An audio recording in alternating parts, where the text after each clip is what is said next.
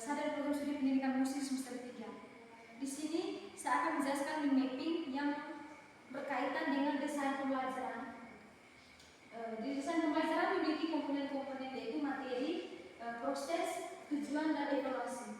Yang pertama saya akan menjelaskan tentang desain pembelajaran. Desain pembelajaran adalah proses merencanakan dan mengembangkan pengalaman belajar secara efektif. Yang pertama saya akan menjelaskan tentang materi. Yang pertama itu relevan dengan tujuan. Relevan dengan tujuan itu materi harus relevan dengan tujuan pembelajaran. Yang kedua akurat. Materi harus akurat dan terkini didasarkan pada sumber-sumber terpercaya. Yang ketiga menarik dan mengajak partisipasi. Materi harus dijadikan dengan menarik dan interaktif untuk meningkatkan minat belajar siswa. Yang keempat itu terstruktur dan terorganisir. Materi harus disusun secara sistematis dan logis agar mudah dipahami oleh siswa. Yang kedua tentang proses. Yang pertama itu berpusat pada siswa. Proses pembelajaran berpusat pada siswa dan memberikan kesempatan siswa untuk aktif belajar dalam berinteraksi. Yang kedua itu beragam strategi. Gunakan berbagai strategi pembelajaran seperti metode, ceramah, diskusi, permainan dan proyek. Yang ketiga itu menggunakan media dan teknologi. Memanfaatkan media dan teknologi yang tepat untuk memperdaya proses pembelajaran seperti peragam, audio dan video, software dan internet.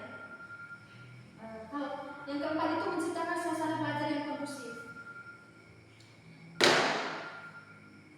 Itu sediakan suasana belajar yang nyaman, aman dan mendukung proses pembelajaran. Yang berikut ini tujuan. Yang berikut tentang tujuan. Yang pertama itu relevansi dengan kurikulum.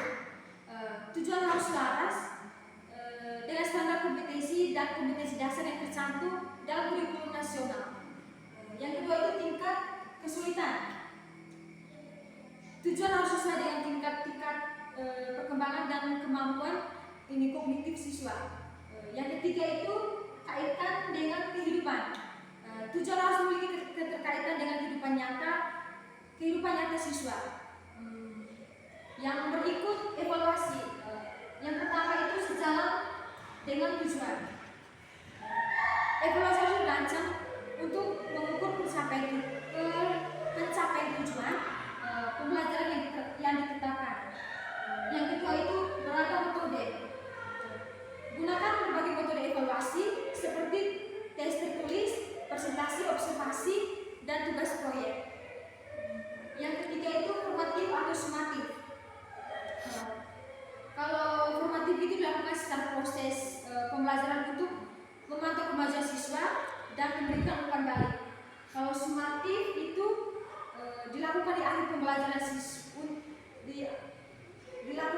pembelajaran untuk menilai pencapaian nilai akhir siswa.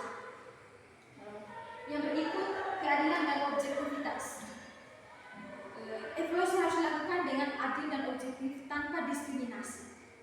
Sekian materi dari saya. Sekian dan terima kasih.